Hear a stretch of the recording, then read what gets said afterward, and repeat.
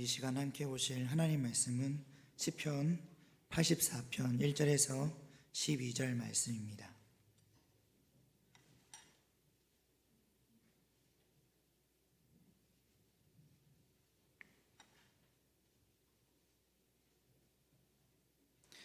우리 한 절씩 교독하면서 읽겠습니다. 만군의 여호와여, 주의 장막이 어찌 그리 사랑스러운지요.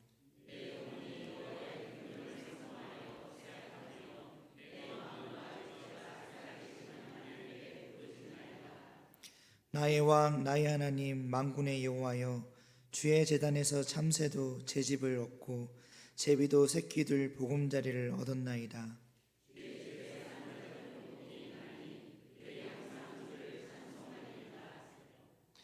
주께 힘을 얻고 그 마음에 시온의 대로가 있는 자는 복이 있나이다.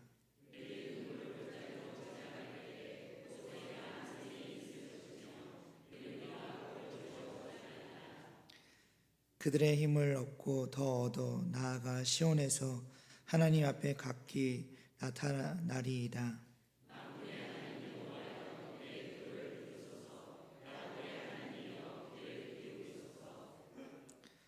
우리 방패이신 하나님이여, 주께서 기름 부으신 자의 얼굴을 살펴보옵소서.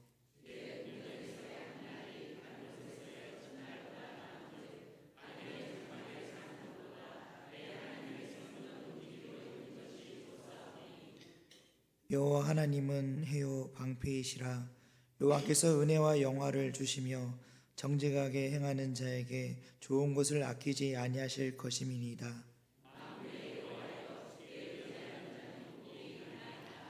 아멘.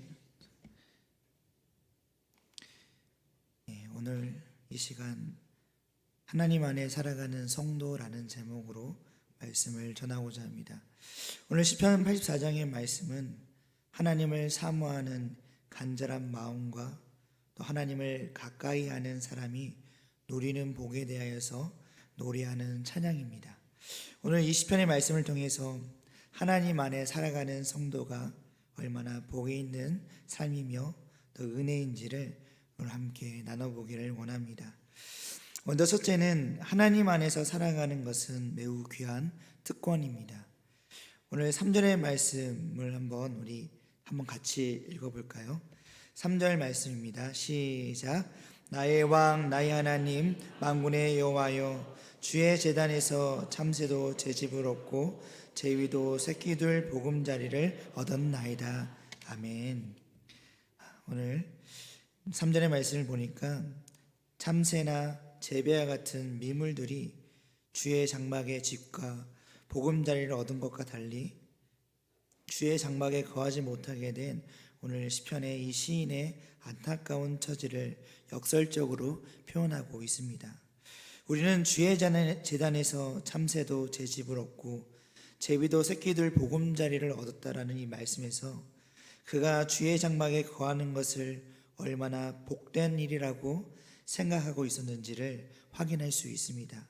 4절의 말씀에도 보시면은 주의 집에 사는 자들은 복이 있나니라고 말씀하는데, 이는 하나님 안에서 살아가는 것을 특권으로 생각하고 있음을 반영해 주고 있습니다. 그렇다면 성도님들, 이 시인은 어떤 이유로 하나님 안에서 살아가는 것을 특권이라고 생각하고 있을까요? 우리는 이를 집과 보금자리라는 이 말씀을 통해서 우리가 짐작할 수 있습니다. 성도님들, 집과 보금자리가 상징하는 것이 무엇입니까? 집과 보금자리는 우선적으로는 안정과 안식을 상징합니다. 왜냐하면 집과 보금자리는 추위, 더위, 폭풍, 비, 눈을 비롯해서 각종 위험 요소로부터 그 안에 있는 존재를 보호하여 주는 것은 물론이고, 일에 지친 사람들로 하여금 그곳에서 편안히 쉴 수 있게 하여 주는 장소가 바로 집과 보금자리이기 때문입니다. 또한 이 집과 보금자리는 생명을 상징하기도 합니다. 왜냐하면 집과 보금자리는 새로운 생명을 생산하는 곳이기 때문입니다. 또한 집과 보금자리는 기쁨을 상징합니다. 왜냐하면 집과 보금자리는 가족들이 한자리에 모여 함께 식사도 하고 함께 웃음을 나누며 사랑을 나누는 곳이기 때문입니다. 이처럼 하나님 안은 그 안에서 살아가는 자들에게 안정과 안식과 생명과 기쁨을 제공하여 줍니다. 그러기에 이 시인은 하나님 안에서 살아가는 것은 너무나도 특별한 특권이다라고 여기고 있는 것입니다. 사실 하나님 안에서 살아가는 것이 얼마나 귀한 특권인지는 시인의 주의 장막에 머물고 있을 때와 또 현재 처지의 상황을 비교해 보면 알 수가 있습니다. 시인은 주의 장막에 머물었을 때에는 아무런 걱정과 근심 없이 살아갔습니다. 그러나 주의 장막에서 떠나 있으면서 그는 늘 생명의 위협을 느끼며 하루도 편안한 삶을 살지 못하였음을 고백합니다. 이러한 극명한 차이가 시인으로 하여금 더욱 주의 장막을 사모할 수밖에 없었던 것을 그는 말씀합니다. 사랑하는 성도님들, 우리는 오늘 하나님의 은혜로 하나님 안에 살아가고 있습니다. 우리는 이를 특권 중에 특권으로 아는 믿음이 있기를 바랍니다. 이는 아무나 누리는 특권이 아닙니다. 오직 하나님께서 선택하시고 부르심을 입은 은혜를 입은 사람들만이 누릴 수 있는 특권입니다.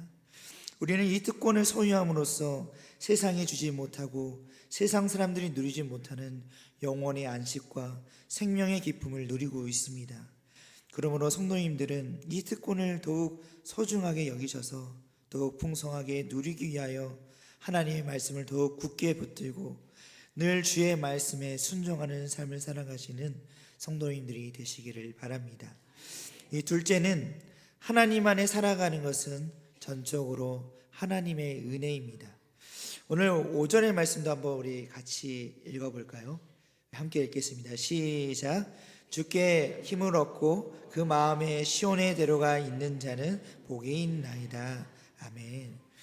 오늘 5절의 말씀을 보니까 주께 힘을 얻고 그 마음에 시온에 데려가 있는 자는 복이 있나이다 라고 고백하고 있습니다. 이 4절에서 주의 집에 사는 자가 복이 있다라고 말씀합니다. 여기서 주의 집에 사는 자란 성소에 들어가 하나님을 섬기고 하나님과 더불어서 함께 교제할 수 있는 그런 사람들을 가리킨다고 할 수 있습니다. 그렇다면 그에 반하여서 그 마음에 시온에 데려가 있는 자란 시온을 사모하고 그 길을 향해 나아가고자 하는 그런 사람들을 가리킨다고 할 수 있습니다. 이처럼 주의 장막에 사는 자뿐만 아니라 주의 장막을 소망하고 그곳을 들어가기 위해 나아가는 사람들도 복이 있다라고 말씀하고 있는 것입니다. 이들을 복이 있는 자라고 한 것은 이들도 궁극적으로는 주의 장막에서 하나님이 베푸시는 복을 누릴 것이기 때문입니다. 그런데 시인은 그 마음에 시온에 데려가 있게 된 것은 곧 하나님에 대한 강한 열망으로 시온을 향해 나아가게 되는 것을 주께서 힘을 주신 결과라고 이해하고 있습니다. 이것은 시온으로 나아가는 것이 생각처럼 쉬운 일이 아님을 우리에게 말씀해 줍니다. 하나님은 이스라엘의 성인 남자는 누구나 1년에 3번은 예루살렘으로 올라와 당신께 보일 것을 명령하셨습니다. 이서 3번이란 이스라엘의 3대 절기인 무교절, 77절, 장막절을 의미합니다. 그런데 이렇게 1년에 3차례나 모든 일을 중단하고 자신의 생업을 모두 내려놓고 하나님의 성소에 있는 예루살렘으로 올라간다는 것은 말처럼 쉬운 일이 아니었습니다. 사실 1년에 한 차례 올라가는 것도 어찌 보면 큰 마음을 먹지 않으면 어려운 일이었습니다. 특히 오늘날처럼 자동차나 기차, 비행기 같은 이런 빠른 교통수단이 없었던 당시의 시대를 우리가 생각해 본다면 이 예루살렘과 거리가 먼 곳에 있는 지역이면은 더욱이 며칠날을 걸려서 올라가야 하는 그 거리라면 올라간다는 것이 생각처럼 쉽지는 않은 상황이었을 것입니다. 그러기에 이는 하나님에 대한 큰 열망이 있어야만 가능한 일이었습니다. 그러기에 시인은 시온으로 나아가는 일을 하나님께서 힘 주신 결과 이들이 나아갈 수 있다라고 말씀하고 있는 것입니다. 그런데 7절의 말씀을 보니까 저희는 힘을 얻고 더 얻어 나아가 시온에서 하나님 앞에 각기 나타나리이다 라고 말씀합니다. 이게 무슨 말씀입니까? 하나님의 도우시는 은혜로 이 시온 곧 하나님의 성소에 이르게 될 것이다 라는 말씀입니다. 여기에는 하나님의 도우시는 은혜가 있을 때 비로소 하나님의 성소에 이를 수 있다는 큰 의미가 내포되어 있습니다. 사실 시온에 향해 나아가는 길은 순탄한 길이 아닙니다. 6절의 말씀을 보면 그들이 눈물 골짜기로 지나갈 때라는 말씀이 나옵니다. 여기서 눈물 골짜기란 원문으로 보면 박하 골짜기인데 이 골짜기가 무엇을 가리키는지는 정확하게 분명하게 나와 있지는 않습니다. 하지만 여기서 의미하는 말은 이 눈물 골짜기라는 말은 예루살렘으로 가는 길이 결코 순탄하지 않은 길이다라는 것을 시사하여 줍니다. 그러므로 예루살렘의 하나님의 성소에 무사히 이르기 위해서는 반드시 하나님의 도우시는 은혜가 필요하다라는 것을 말씀합니다.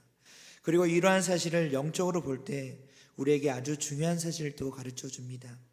그것은 성도들이 새 예루살렘 곧 하나님 나라로 이 영적인 순례의 길을 떠나는 것이나 그리고 마침내 모든 순례의 길을 마치고 하나님 앞에 이르는 그 모든 것이 하나님의 도우시는 은혜가 있어야만이 가능하다는 것입니다. 우리가 믿음의 순례를 시작하게 된 것은 우리의 의지로 말미암은 것이 아니라 하나님께서 우리를 부르시고 우리에게 은혜를 주셨기에 우리가 이 믿음의 길을 걸어가게 된 것입니다. 우리가 믿음의 순례의 길을 시작하게 된 것은 바로 전적으로 하나님의 도우시는 은혜로 가능한 일입니다. 우리의 믿음의 순례의 시작을 위해서는 영적인 나태함과 그리고 세상의 유혹을 제거되어야만 하며 또 하나님에 대한 강한 열망과 열정이 있어야만 합니다. 그런데 이런 일은 우리가 살아가며 보면서도 느끼지만은 내 힘으로 하기엔 너무나도 어렵고 힘든 일입니다. 이는 오직 하나님의 은혜로만이 가능한 일입니다. 그러한 점에서 우리가 이 믿음의 순례를 시작하게 된 것은 전적으로 하나님의 은혜의 결과입니다. 그런데 우리들의 이 믿음의 순례의 길에는 눈물의 골짜기가 놓여 있습니다. 이 믿음의 순례의 길에는 성도들의 영혼의 생명을 노리는 강도나 맹수와 같은 이 사단의 세력이 있는가 하면은 각종 시련이 우리를 기다리고 있습니다. 성도님들, 과연 우리의 힘만으로는 이러한 믿음의 순례의 길을 무사히 마칠 수 있을까요? 불가능한 일일 것입니다. 비록 믿음의 순례를 시작하였다 해도 우리 스스로의 힘으로는 하나님 앞에 이룰 수가 없습니다. 그러므로 우리로 믿음의 순례를 시작하게 계신 하나님은 또한 우리가 믿음의 순례를 무사히 마칠 수 있도록 우리에게 힘을 주시고 또 주십니다. 이때 우리에게 중요한 것은 바로 하나님을 앙망하는 것입니다. 우리는 믿음의 순례를 행하면서 필연적으로 눈물의 골짜기로 향하게 되어 있습니다. 이 눈물의 골짜기를 통과하지 않고는 하나님 앞에 이를 수 없습니다. 성도님들은 신앙생활을 하면서 크고 작은 시련을 만나 눈물을 흘리지 않는 날이 없을 것입니다. 이때 우리는 더욱 하나님을 앙망해야 합니다. 하나님에게 시선을 고정시키고 우리의 온 마음을 다하여 하나님을 사모하면 하나님은 물론 우리의 마음을 보시고 또 우리의 믿음을 보시고 우리의 눈물의 골짜기에서 벗어날 수 있도록 힘을 주시고 또 주십니다. 그래서 이사야 40장 31절의 말씀을 보면은 오직 여호와를 앙망하는 자는 새 힘을 얻으리니 독수리가 날개를 치며 올라간 것 같을 것이요 다른 박질하여도 곤비하지 아니하겠고 걸어가도 피곤하지 아니하리로다 라고 우리에게 말씀해 줍니다.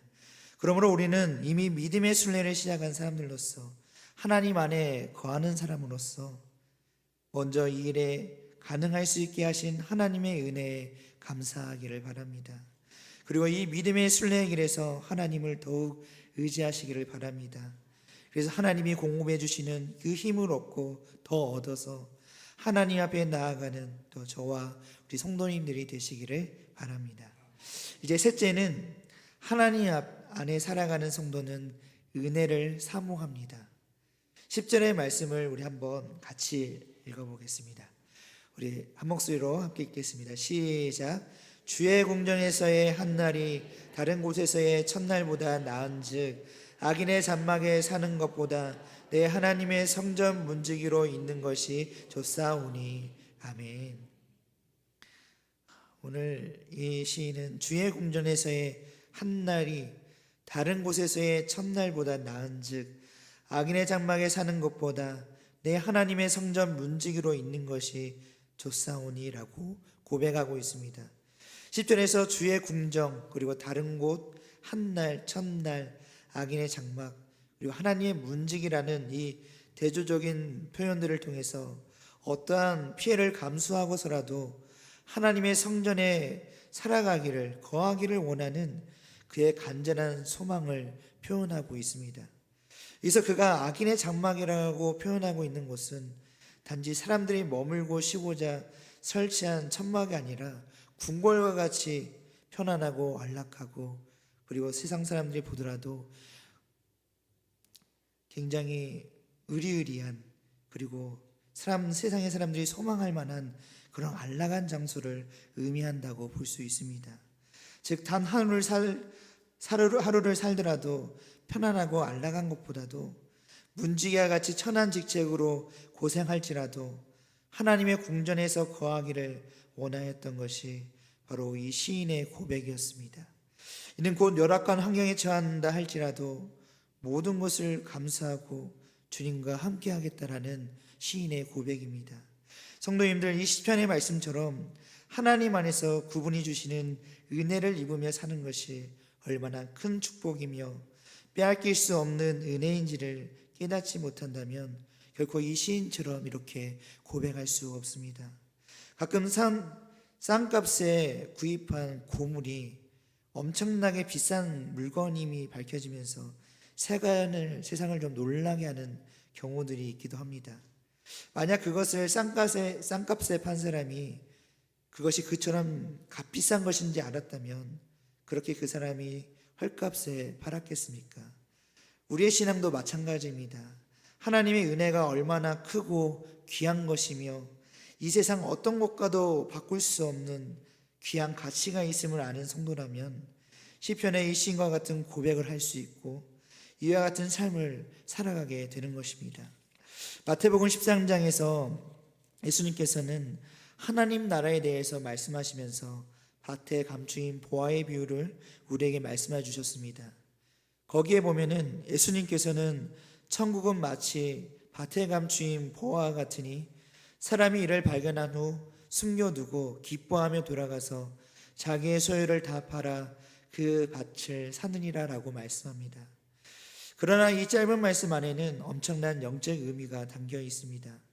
보화가 감추인 이 밭의 가치를 깨닫지 못한 사람은 결코 그 밭을 살 수 없다라는 의미도 있습니다.